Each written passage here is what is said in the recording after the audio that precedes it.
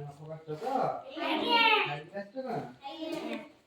ମୁଣ୍ଡ ବୁଲେଇଛ ନା ସମସ୍ତେ? ମୁଣ୍ଡ ପାନିଆ ଅଛି ନା ନାଇଁ? ପାନିଆର ମୁଣ୍ଡ ବୁଲେଇବ ହେଲା। ଆଚ୍ଛା ବସ, ହାତ ଟେକିବ ହେଲା। ବସ ବସ। ଆଚ୍ଛା ତମେ ଆମ ଓଡ଼ିଶା ବିଷୟରେ ସବୁ ଜାଣିଛ ନା? ଭାରତ ବିଷୟରେ ଜାଣିଛ ନା? ଆଚ୍ଛା କହିଲ ଦେଖିଆ, ଭାରତର ଜାତୀୟ ପଶୁ କିଏ? ହାତ ଦେଖ। ତୁ କହିଲୁ। ଭେରି ଗୁଡ୍, ତାଳି ମାର ତାକୁ। ଭାରତର ଜାତୀୟ ପକ୍ଷୀ କିଏ? କହିଲେ। ତାଳି ମାର ତାକୁ। ଆଚ୍ଛା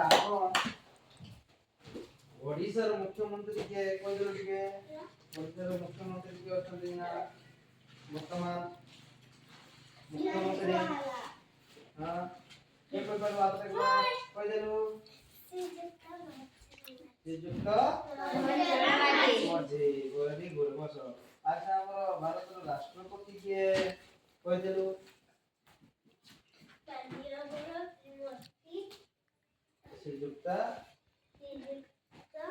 କି? ଭେରି ଗୁଡ୍, ଆପଣ ତାଳି ମାରିଦିଏ। ବସ। ଆଚ୍ଛା ଆମର ଓଡ଼ିଶାର ବଡ଼ ନଦୀର ନାମ କଣ?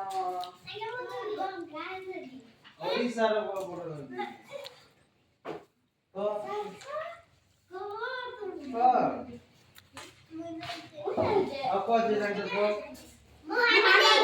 ମହାନଦୀ ନାଇଁ କି? ମହାନଦୀ ନା। ଆମର ଭାରତର ଜାତୀୟ ଖେଳ କଣ? ହକି ଖେଳ ନାଇଁ? ହକି ଖେଳ। ଆଚ୍ଛା ହକି ଖେଳରେ କେତେ ଜଣ ଖେଳନ୍ତି ଜାଣିଛ ନା? ଗୋଟେ ଦଳରେ। ସେଦିନ ପ୍ରଶ୍ନ ପଚରା ହଉଥିଲା, କହିଲୁ ହକି ଖେଳରେ କେତେ ଜଣ ଖେଳନ୍ତି ଗୋଟେ ଦଳରେ? ହକି ଖେଳରେ କେତେ ଜଣ ଖେଳନ୍ତି ଗୋଟେ ଦଳରେ? କହିଦେଲୁ। ଭେରି ଗୁଡ୍, ଶୁଣିଛି ଯେ 11 ଜଣ ଖେଳନ୍ତି ନାଇଁ କି? ତମେ ଫୁଟବଲ ଖେଳ ଦେଖଛ ନା? କ୍ରିକେଟ ଖେଳ ଦେଖଛ ନା? ସବୁ ଦେଖିଛ ନା? ଆଚ୍ଛା ଆମର ଜାତୀୟ ସଙ୍ଗୀତର ନାଁ କିଛି କୁହ। ହଁ ଠିକ କହୁଛ କିଏ? କହିଦେବେ। ଭେରି ଗୁଡ୍, ଜନଗଣ ମନ ନାଇଁ କି? ଆଚ୍ଛା ସକାଳେ ପ୍ରାର୍ଥନା କରୁଛ ନା? ଆଜି ଜନ୍ମ କରୁଛ? ଶିଖିଛ ନା ସମସ୍ତେ? ଆଚ୍ଛା ଆଜି ତମେ କୋଉ ଭଗବାନଙ୍କୁ ପୂଜା କରୁଛ? କୋଉ ଭଗବାନଙ୍କୁ ନାଇଁ କି?